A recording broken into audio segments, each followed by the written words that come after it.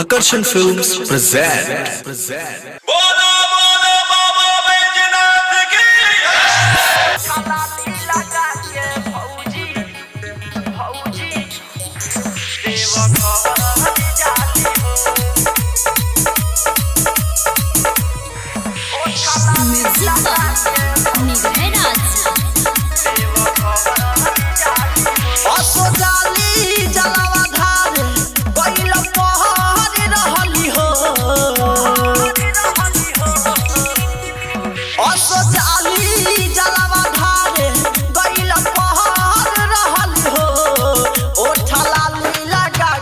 फौजी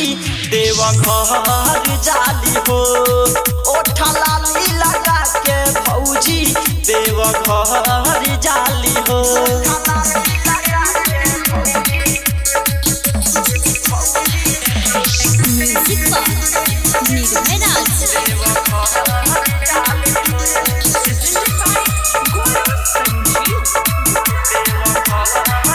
हमारा के घर देखली सर संघाती बोलैली हो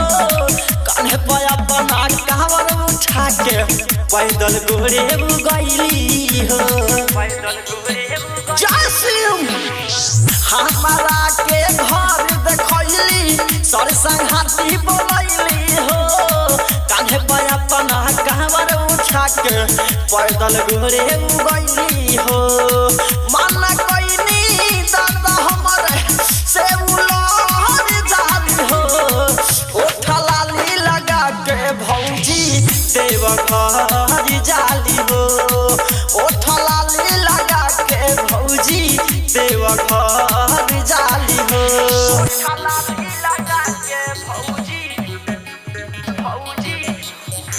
देव घर जाली हो Akarshan Films present.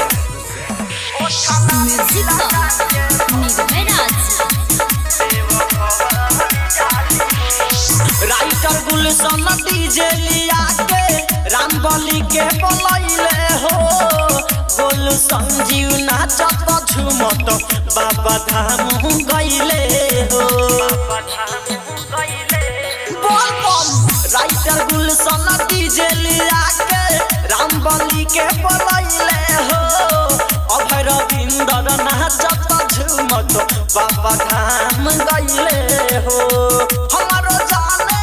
वाला बतिया से मुपहर जाली हो ओठा लाली लगा के भौजी देव घर जाली हो ओठा लाली लगा के भौजी देव घर जाली हो रिकॉर्डिंग स्टूडियो नरकड़ियागंज।